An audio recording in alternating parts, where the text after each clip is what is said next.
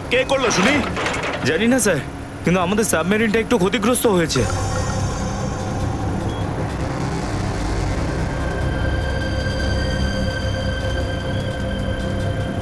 গ্যালারে navy এসে গেছে, ওদের জাহাজ আর কামান দেখা যাচ্ছে। কি?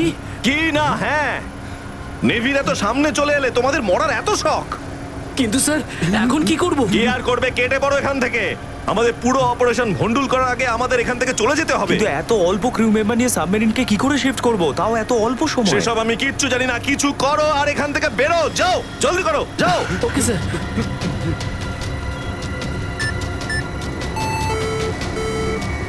ডেকের উপর আমাদের আরো লোক দরকার।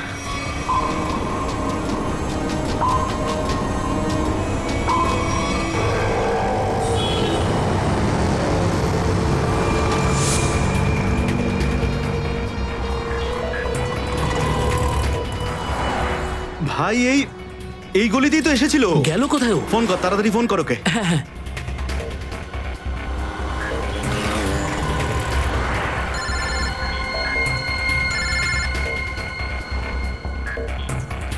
কেটে দিচ্ছে। হ্যাঁ, ফোন কেটে দিচ্ছে। আরেকবার চেষ্টা কর, আরেকবার ফোন কর। একে তো কি হয়েছে টনি? বন্ধ বলছে। ওই দেখ টনি। ওই যে ধর ওকে। দাঁড়া দাঁড়া দাঁড়া দাঁড়া। হ্যাঁ, হ্যাঁ, চল, গাড়িতে চল, চল চল।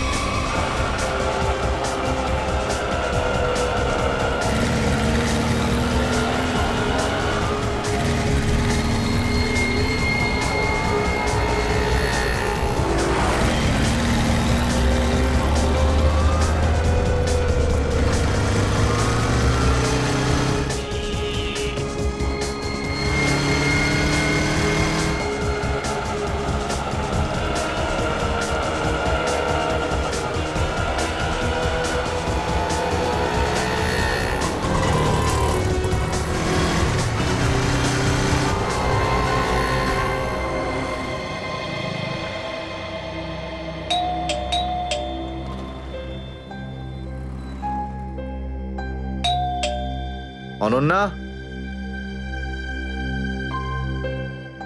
লাইট তো জ্বলছে, তার মানে অনন্যা বাড়িতেই রয়েছে, কিন্তু দরজাটা খুলছে না কেন? অনন্যা, অনন্যা, কোথায় গেছে এই মেয়েটা? অনন্যা,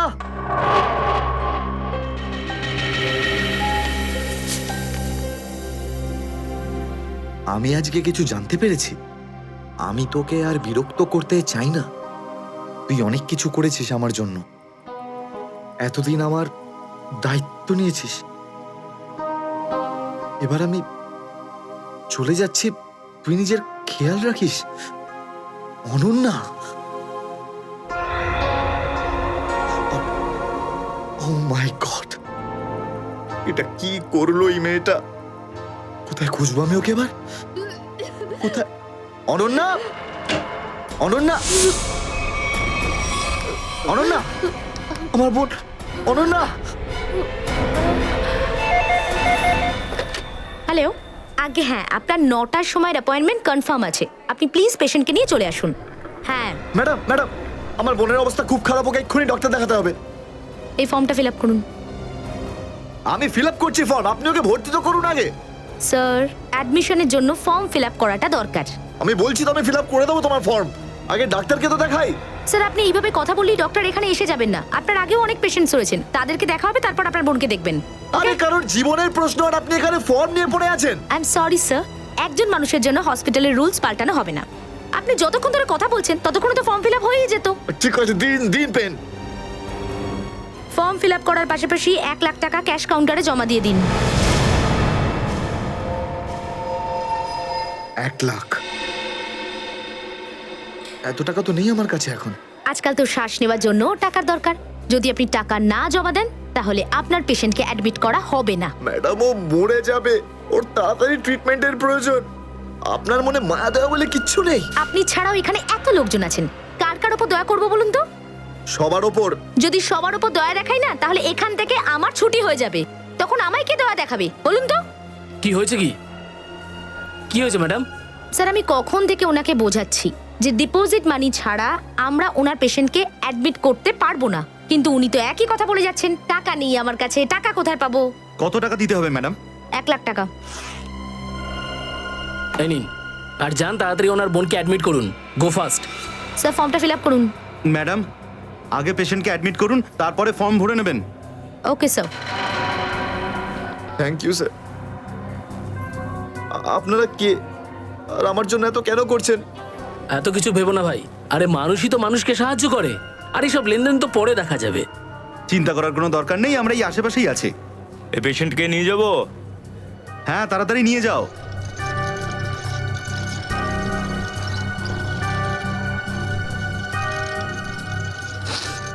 আমি আসছি এক্ষুনি। হ্যাঁ যাও।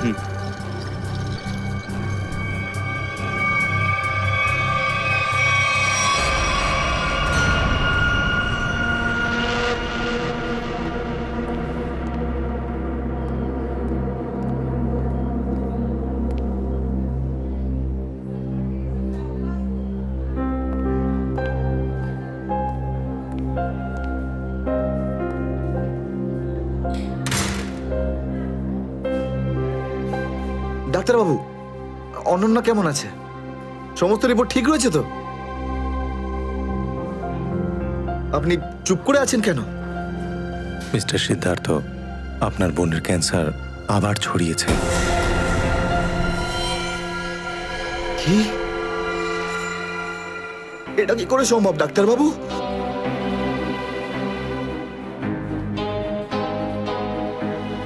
এটা কি করে হতে? সিদ্ধার্থ, এরকমটাই হয়েছে। কিন্তু অনন্যা তো ঠিকই ছিল, তাই না?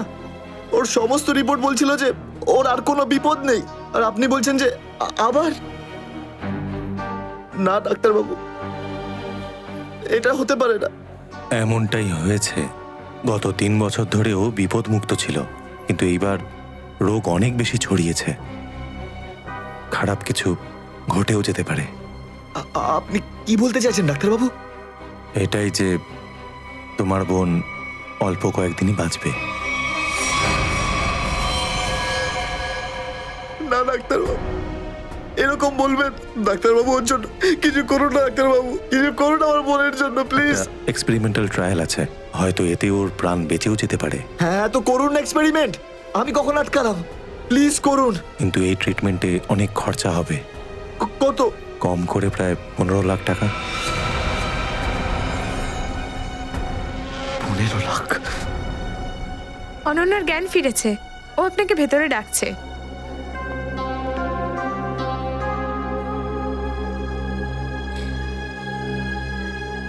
আপনি অনন্যার চিকিৎসার ব্যবস্থা করুন, আমি টাকা পয়সার ব্যবস্থা করবই, by hook or by crook, কিন্তু আপনি প্লিজ ওর চিকিৎসা করুন। তাড়াতাড়ি করো, কারণ আমাদের হাতে সময় বেশি নেই।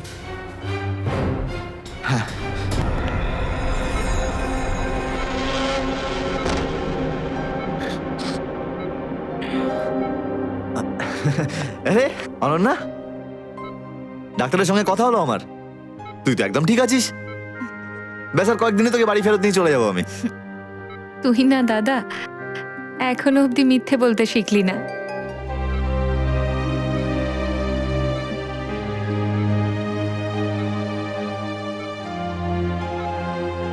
আমরা আগের বার ক্যান্সারকে হারিয়েছিলাম, আর এবারেও ক্যান্সার হারবে আমাদের থেকে। তুই তুই বাঁচবি অনন্যা। দাদা, যদি আমার ভাগ্যে বাঁচা থাকতো না, তাহলে 2 বার ক্যান্সার হতো না আমার। দাদা, আমার কথাটা শোন, তুই নিজের সমস্ত সুখ আমার জন্য এভাবে ত্যাগ করিস না দাদা। তুই আমায় ভুলে যা দাদা, এবারে নিজে ভালোভাবে বাঁচ। আমার সব খুশি তো তুই অনন্যা, তুই। তোকে যে কোনো ভাবে আমি বাঁচিয়ে ফিরবই, তুই মনের জোর হারবি না কিন্তু। তুই এত ভালো কেন রে দাদা, কেন এত ভালো? যদি আরো কিছু বছর তোর সাথে বাঁচতে পারতাম আমি। আমার ভাগ্যটাই খারাপ। দাদা, তুই আমার জন্য কত কিছু করেছিস, সব সময় তুই আমার কথাই ভেবেছিস, তাই তো নিজের সব টাকা আমার উপর খরচা করে ফেলেছিস, নিজের চাকরিটার পর্যন্ত বেহালা অবস্থা করেছিস। এখন কি নিজের প্রাণ দিয়ে তুই আমায় বাঁচাবি?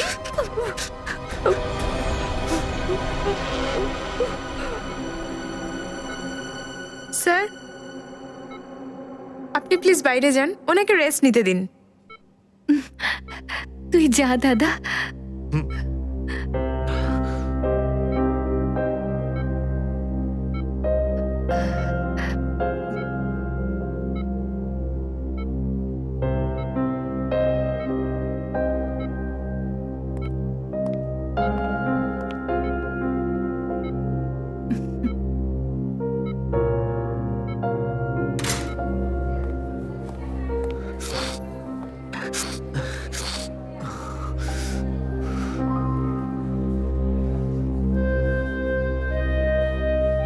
কোথা থেকে আনবো এত টাকা? কে দেবে আমাকে? আর দেবেই বা কেন? অত চিন্তা করো না, চিন্তা করে নয়, বরং কখনো চেয়ে মনের ইচ্ছে পূরণ হয়, বুঝলে সিদ্ধার্থ? আপনি কে? অবস্থার প্রয়োজন মানুষকে সবকিছু জানিয়ে দেয়। তোমার প্রবলেমটা আমি জানি, আর তার সলিউশনও আছে আমার কাছে। মানেটা কি? তোমার বোনের চিকিৎসার জন্য এখানে টাকা জমা হয়ে যাবে, সে ব্যবস্থা আমি করে দিয়েছি। তুমি অত চিন্তা করো না। এইসব কেন করছেন আপনারা আমার জন্য? আমি তোমাকে কোনো উপকার করছি না, বরং তুমিও আমার জন্য কিছু একটা করতে চলেছ। ওহো, সেই জন্যই আপনারা আমাকে বারবার ফোন করছেন। হ্যাঁ, ঠিক চিনতে পেরেছ। কিছুক্ষণ আগে আমার লোকেরাই তোমাকে 1 লক্ষ টাকা দিয়ে সাহায্য করেছে। আচ্ছা, কি করতে হবে আমাকে? সময় হলে আমিই তোমাকে জানিয়ে দেব। আগে তুমি তোমার বোনের ভালো করে চিকিৎসা করাও, তাড়াতাড়ি ওর ট্রিটমেন্ট শুরু করো। আর হ্যাঁ, তারপরে তারপরে এই ঠিকানায় আমার সঙ্গে দেখা করো।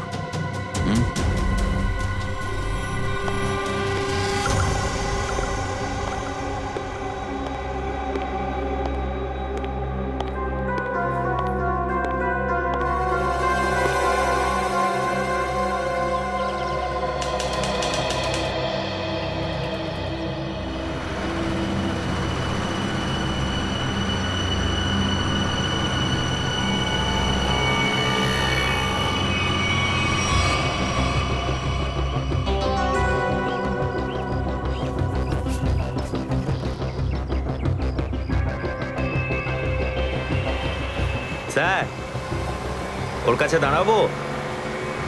না না না, আর একটু এগো সামনে। আগে দেখতে তো হবে যে ও একা এসেছে নাকি সঙ্গে কাউকে নিয়ে এসেছে। নে, এখান থেকে ইউটার্ন নে।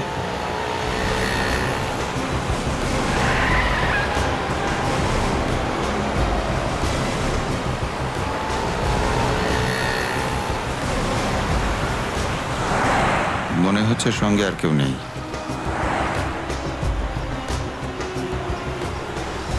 চলোর কাছে গিয়ে গাড়ি দাঁড় করা। হ্যাঁ,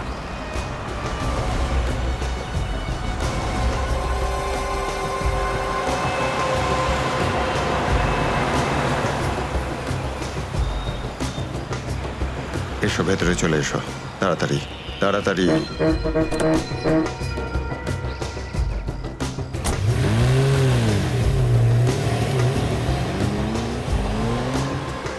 আমায় কোথায় নিয়ে যাচ্ছেন? প্রশ্ন নয়, একদম চুপচাপ বসে থাকো।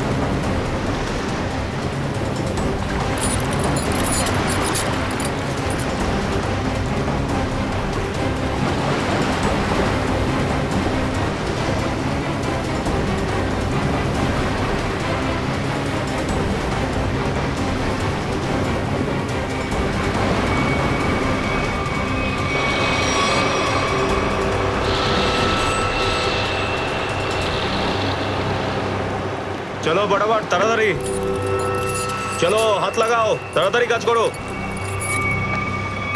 দে জলদি জলদি, এইটুকু কম কাজ করতে কি সারা রাত লাগাবি নাকি?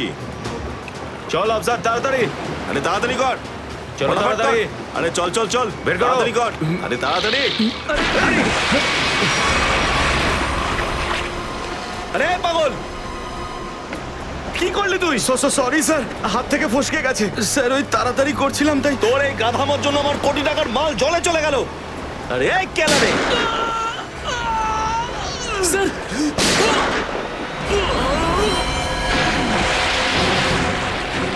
বস বাকি বাক্সগুলো তুলে নিয়ে এখান থেকে বেরিয়ে যাই। হ্যাঁ এই চলো, বের কর বের কর, দে ফটাফট। হ্যাঁ চলো চলো তাড়াতাড়ি। হ্যাঁ এই দুটো লাশই সমুদ্রের মধ্যে কম করে 12 ঘন্টা ডুবেছিল। হ্যাঁ সালুকে, হ্যাঁ কোস্টগার্ডরাই এদের দুজনকে পেয়েছে। ওরাই এই দুটো লাশ উদ্ধার করে আর আমাদের হাতে তুলে দেয়। ভাই, এই দুজনকে পয়েন্ট ব্ল্যাঙ্ক রেঞ্জ থেকে গুলি করা হয়েছে। এর ক্ষতটা দেখো বস, এ দেখো। দুজনের ক্ষতই এই কথা বলছে। হ্যাঁ, আরও একটা ব্যাপার স্যার, বেশ কিছুদিন ধরে এরা ঠিকমতো খাবার দাবারও পায়নি। এদের বডিজ দেখে লাগছে যে খুব অল্প সময়ের মধ্যেই এদের ওজন তাড়াতাড়ি হ্রাস পেয়েছে। বস, ওদের বন্দি করে রাখা হয়েছিল। এ দেখো, এটা দড়ির দাগ। এদেরকে বেঁধে রাখা হয়েছিল দুজনকেই সমুদ্রের মধ্যে। সমুদ্রের গভীরে কোথায় কোথায় লুকিয়ে রেখেছিল এদেরকে, তারপরে মেরে ফেলেও দিয়েছে। কি কি চাইছিল খুনি? হ্যাঁ সচিন, আচ্ছা ঠিক আছে, বলো সচিন, কি জানতে পেরেছো? স্যার এরা দুজন সমুদ্রের পাশের গ্রামটাতে থাকে স্যার, আর ওরা কাল রাতে কিছু এমন দেখেছে যেটা বলতে চায়। আচ্ছা তাহলে বলো, কি দেখেছো তোমরা? স্যার, কালকে রাতে আমরা মাছ ধরার জন্য সমুদ্রের অনেক গভীরে যাই। আমাদের নৌকার ইঞ্জিনটা খারাপ হয়ে যাওয়াতে আমাদের ফিরতে অনেক সময় লেগে যায়। স্যার, যখন আমরা ফিরে আসছিলাম তখন কিছুটা দূরে আমরা একটা বোটের আওয়াজ শুনতে পাই, আর তাতে বসে কিছু লোক কারোর জন্য অপেক্ষা করছিল। আচ্ছা, কারা সেই লোক? স্যার জানি না, অনেক অন্ধকার হয়ে গেছিল। হ্যাঁ স্যার, তখন সমুদ্রের মাঝখান থেকে জোরে জোরে ইঞ্জিনের শব্দ পাচ্ছিলাম। জলের ঢেউ একেবারে উথাল পাথাল করছিল, আর তারপরে সমুদ্রের মাঝখান থেকে কোনো জিনিস ওপরে চলে আসে। সমুদ্রের ভেতর থেকে কোনো জিনিস ওপরে চলে আসে? কি? একটা বড় বাসনের মতন জিনিস হবে।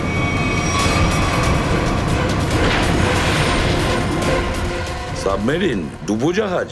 হ্যাঁ, ডুবোজাহাজ। আর ওই বোটটা যখন ডুবোজাহাজের পাশে যায়, আর তখন ওখানে কিছু লোক কাজ করছিল স্যার। কি কাজ করছিল? জানি না স্যার, অনেক রাত হয়ে গেছিল তো দেখতে পাইনি। তখনই আমরা গুলি চলার শব্দ শুনতে পাই। গুলি চালানোর শব্দ? কটা গুলি চলেছে? দুটো গুলি স্যার। ও, দুটো গুলি চলেছে। আর আমরা দুটো লাশও পেয়েছি। আর আমরা ওখান থেকে ভয় পেয়ে পালিয়ে যাই স্যার। স্যার একটা কথা বুঝতে পারলাম না, সমুদ্রের মাঝামাঝি এই সাবমেরিন কি করছিল? সেটাই তো। আর ওই বোটটায় তাহলে হচ্ছিল কি? স্যার, হ্যাঁ Pankaj? Sir missing person bureau থেকে দুজন ভিক্টিমের ডিটেলস পাওয়া গেছে। গ্রেট। অমল, মনোজ আর দুজনেই একই দিনে নিখোঁজ হয়েছে। আর স্যার দুজনেই মেরিন ইঞ্জিনিয়ার্স। হ্যাঁ সেটাই তো, মেরিন ইঞ্জিনিয়ার। সচিন, এটা কোনো কোইন্সিডেন্ট নয়, কোনো সংযোগ নয়, কারণ মেরিন ইঞ্জিনিয়ার্সরা অনেক কিছু কাজ করে সাবমেরিনে, ডুবোজাহাজে। এটা কোনো কাকতালীয় নয়। আর স্যার, ইন্ডিয়ান ওয়াটারে এই ডুবোজাহাজ আসলে কি করছিল? কিছু না কিছু গোলমাল তো আছে, খুব বড় রকমের গোলমাল আছে, খুব বড় রকমের গোলমাল। খোঁজ নিতে হবে ওই ডুবোজাহাজের ব্যাপারে। ইন্ডিয়ান নেভি, ভারতীয় নৌসেনা থেকে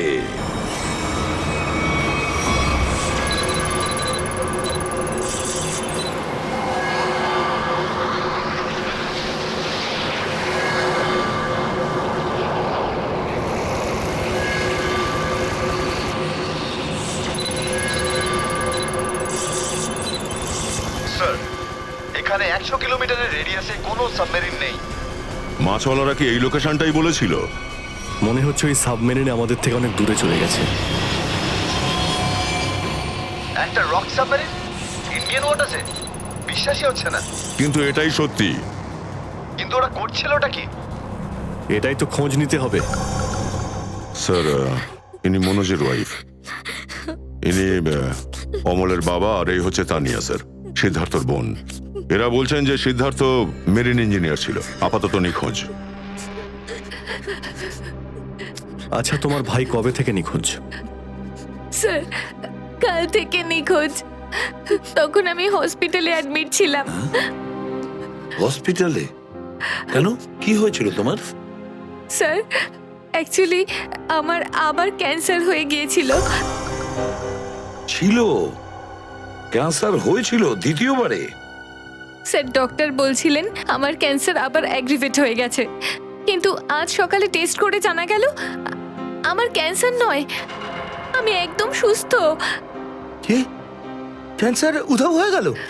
হ্যাঁ স্যার, আর এই খবরটা দেওয়ার জন্যই দাদাকে ফোন করেছিলাম, কিন্তু ওর ফোন নট রিচেবল আসছিল। আমি ভেবেছিলাম হয়তো বাড়িতে আছে, তাই আমি তাড়াতাড়ি বাড়িতে চলে এলাম। সব রুমে খুঁজলাম স্যার, কিন্তু কোথাও আমার দাদা নেই। ভাবলাম হয়তো আশেপাশে কারোর বাড়ি গেছে। সব জায়গায় খোঁজ করলাম, কেউ কিচ্ছু বলতে পারলো না ওর ব্যাপারে। আপনি নিজেকে সামলান, খুব তাড়াতাড়ি আপনি দাদাকে পেয়ে যাবেন। আচ্ছা, মনোজ আর অমল কিভাবে নিখোঁজ হলো? স্যার, অমলের সেই সময় চাকরি ছিল না।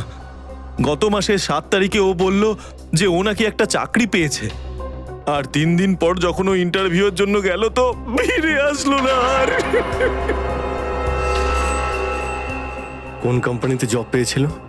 স্যার, সেটা তো জানি না, কিন্তু অমল বলেছিল যে কোনো রিক্রুটিং এজেন্সি আছে, তাদের সোর্সেই এই কাজটা পেয়েছে, আর ইন্টারভিউ সমস্ত ব্যাপারটা জানা যাবে। স্যার, স্যার, মনোজ আমাকে এটাই বলেছিল যে কোনো একটা রিক্রুটমেন্ট এজেন্সি আছে যারা জবের এগ্রিমেন্ট করেছে। বেনামি রিক্রুটমেন্ট এজেন্সি লোকেদের চাকরির লোভ দেখিয়ে মেরিন ইঞ্জিনিয়ারদের কিডন্যাপ করছে এরা। মেরিন ইঞ্জিনিয়ারদের দেখুন, আপনাদের সঙ্গে যা কিছু হয়েছে সেজন্য আমরা খুবই দুঃখিত। আমাদের চেষ্টার কোনো ত্রুটি রাখছি না ওই অপরাধীদের ধরার জন্য। আপনারা নিজেদের বাড়িতে চলে যান, কেমন? রবি, এনাদের ছেড়ে দিয়ে এসো। যান। চলুন।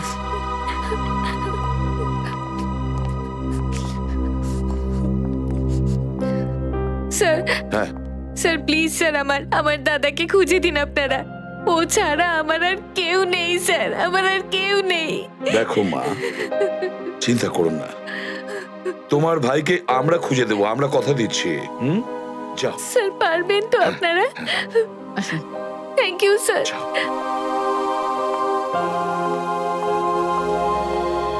এই অনন্যার ডাক্তারের সঙ্গে কথা বলতে হবে। স্যার, স্যার হতে পারে যে সাবমেরিনে প্রচুর টেকনিশিয়ানের প্রয়োজন ছিল, আর সেই জন্যই ওরা এই চাকরির জালটা পেতেছিল। স্যার, এই ডুবো জাহাজটা কোথায় আছে আমরা জানি না স্যার, তাহলে অপরাধীদের আমরা ধরবো কি করে? পঙ্কজ, আমাদের এমন কিছু করতে হবে যাতে অপরাধীরা আমাদের খোঁজে আর এই ডুবো জাহাজ অব্দি নিয়ে যায়। কিন্তু অপরাধীরা আমাদের খুঁজবে কেন? খুঁজবে কেন? খুঁজবে না? ওদের তো 2জন ইঞ্জিনিয়ার মারা গেছে, আর ওদেরকে রিপ্লেস করার জন্য এদের নতুন ইঞ্জিনিয়ার তো লাগবেই। আর এই জন্য আমরা অনেক ভেবে চিন্তে প্ল্যান তৈরি করব। ভেবে চিন্তে প্ল্যান তৈরি করব।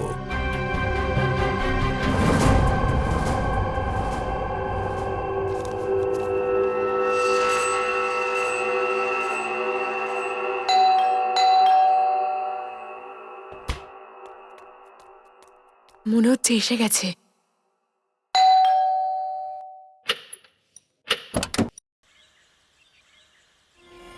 আসুন, আসুন, আপনার জন্যই অপেক্ষা করছিলাম, অনেকক্ষণ ধরে বসে আছেন।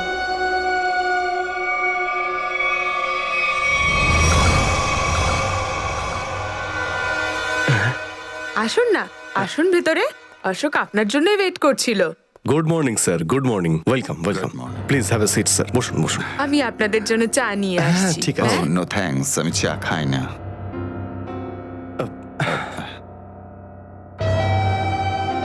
স্যার প্লিজ আমার ভাইকে চাকরিটা দিন না, প্লিজ স্যার। আমাদের অনেক ধার রয়ে গেছে, জানি না আমরা কিভাবে সেটা শোধ করব। দিদি দিদি, এক মিনিট এক মিনিট। আরে আমাদের তো আগে কথা বলতে দাও প্লিজ। তুমি এসো, তুমি আমার জন্য চা করে নিয়ে এসো, যাও প্লিজ প্লিজ। জানি না তুই কবে চাকরি পাবি, আমার তো খুব চিন্তা হয়। সরি স্যার, ওই আমার দিদি আসলে একটু আমার চাকরি নিয়ে খুব টেনশনে আছে আর কি। ওনার একটু আসলে টাকা নিয়ে ওনার একটু নিশ্চয়ই বুঝতে পেরেছেন। হয় এরকম, আসলে টাকা জিনিসটাই এরকম। তাহলে স্যার আমার এই চাকরিটা পাকা ধরে নেব স্যার? দেখা যাক, তার আগে তোমাকে কিছু প্রশ্ন করতে চাই। যা জিজ্ঞেস করার জিজ্ঞেস করতে পারেন, আমি রেডি স্যার। কিন্তু স্যার স্যার প্লিজ স্যার, এই চাকরিটা আমাকে আপনি দিয়ে দিন প্লিজ স্যার। অ্যাকচুয়ালি স্যার আসলে আমাদের টাকার খুব প্রয়োজন স্যার। Sir please sir. খুবই এক্সাইটেড দেখছি আপনি এই চাকরিটা নিয়ে। সে তো একদমই স্যার।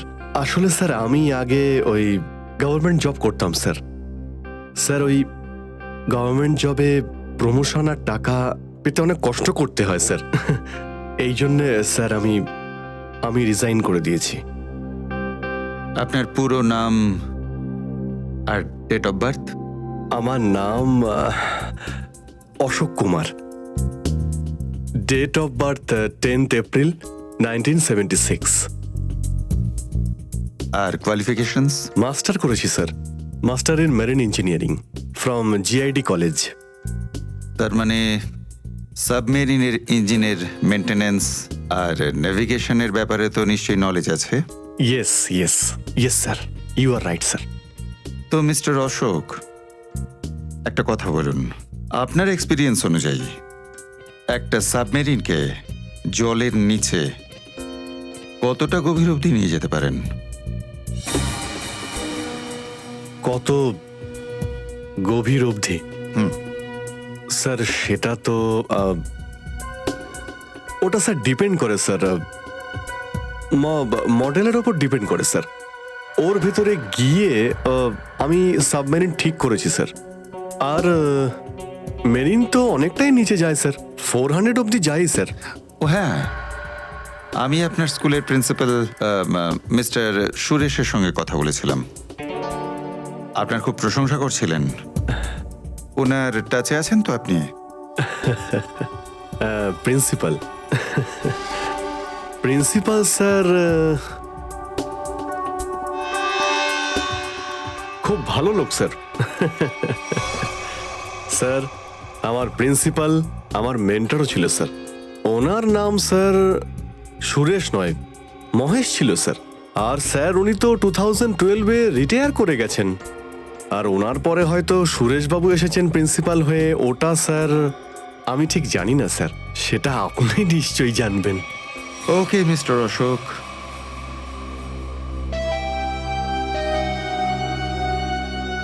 আপনার চাকরিটা পাকা।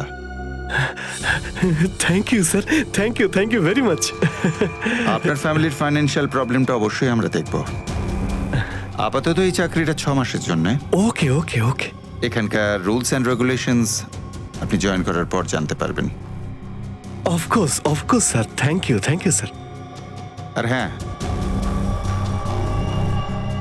দুপুরে ঠিক 2টোর সময় এই ঠিকানায় আমার সঙ্গে দেখা করবেন। Sure sir, thank you.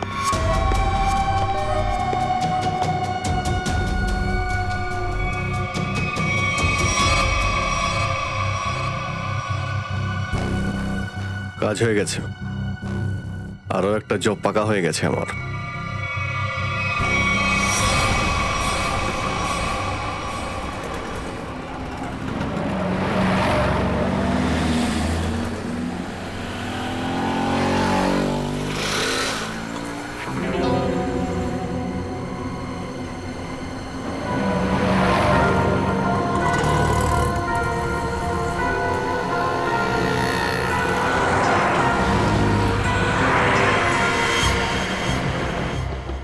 আচ্ছা, খেলা খেলছে আমার সঙ্গে।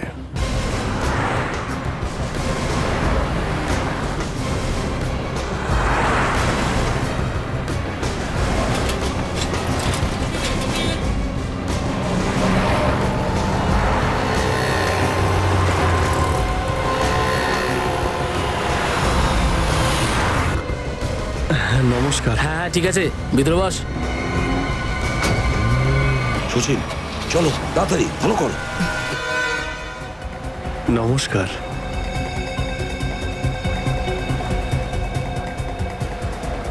কি ব্যাপার, আপনারা কিছু বলছেন না যে?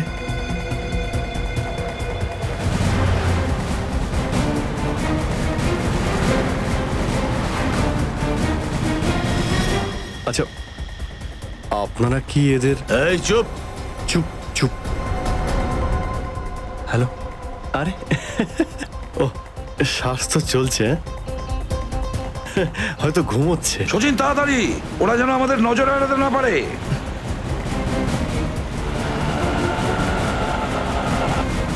আরে স্যার, আপনি চোখ খুলে কেন ঘুমোচ্ছেন? খুব স্ট্রেস পড়ে চোখের উপরে। আমি এক্ষুনি বন্ধ করে দিচ্ছি। এখন তোরও ঘুমানোর সময় চলে এসেছে। আরে কিন্তু আমি রাতে ঘুমোই, দিনের বেলা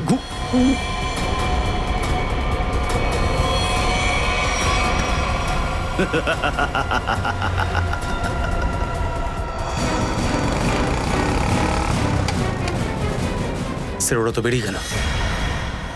সচিন, কিছু একটা করো, ওই গাড়িটাকে আমাদের ফলো করতেই হবে।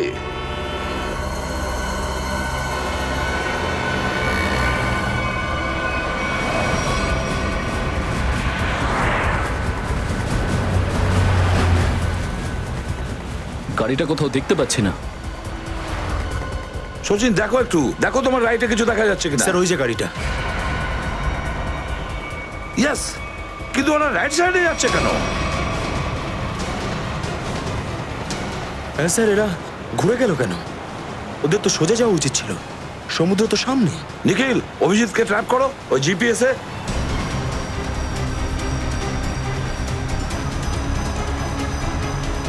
অভিজিৎ স্যারের জিপিএস ডিভাইস সিগন্যাল দিচ্ছে না, কাজই করছে না। ওভারটেক করো এই গাড়িটাকে, ওভারটেক করো। এই দাঁড়া দাঁড়া দাঁড়া দাঁড়া।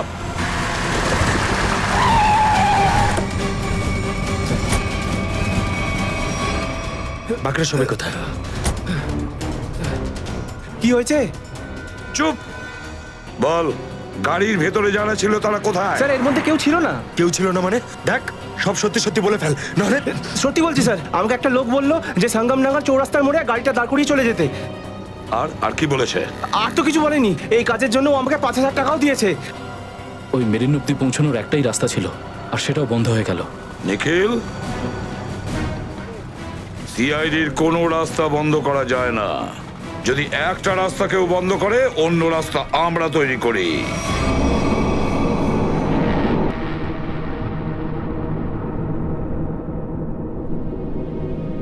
দুজন ইঞ্জিনিয়ার ছিল, আর দুজনকেই একসঙ্গে গুলি করে মারে। কে বলতে পারে যে কোনোদিন আমাদের নাম্বারে চলে আসতে পারে? হ্যাঁ, আমাদেরও একদিন আসবে, সমুদ্রের মাঝে আমরা ডুবে যাব, কিন্তু আমাদের ব্যাপারে কেউ কিচ্ছু জানতে পারবে না।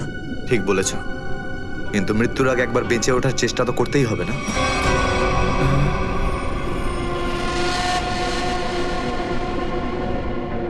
চারদিকে সমুদ্র, সিদ্ধার্থ, আমরা চাইলেও কিছু করতে পারবো না।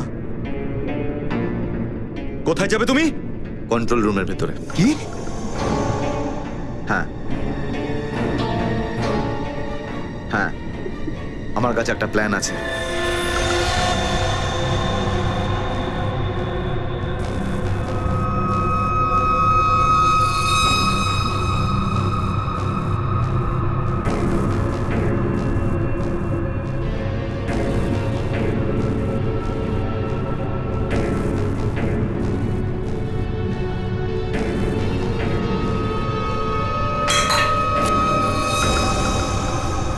কে ওখানে?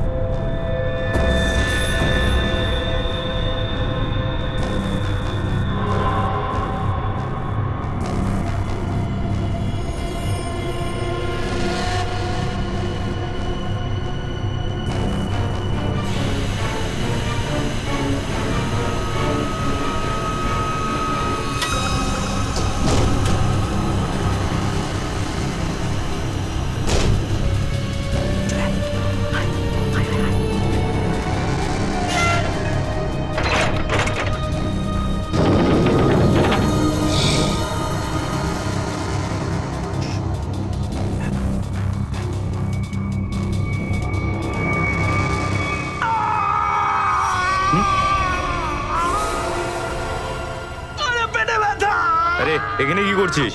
আমার পেটের ভেতরে খুব জোরে ব্যথা করছে। পেটে ব্যথা না নাটক করছিস? সত্যি বলছি, আমার পেটের ভেতরে খুব জোরে ব্যথা করছে। কিছু একটা করো প্লিজ। এই আবার কোথায় গেল? চল ঠিক আছে চল চল এদিকে চল।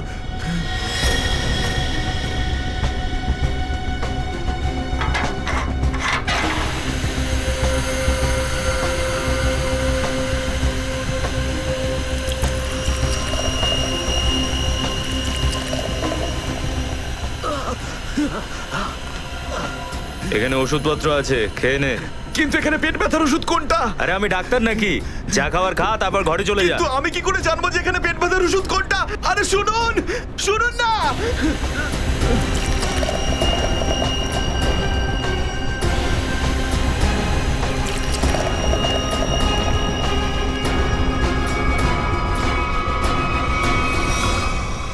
এই এখানে কি করছিস? আমি কন্ট্রোল রুম দেখতে এসেছিলাম শুধু। এই না জিজ্ঞেস করে কি করে এলি তুই? এদিক ওদিক গেলে না প্রাণে মেরে দেবো। চল বেরো এখান থেকে, বেরো চল।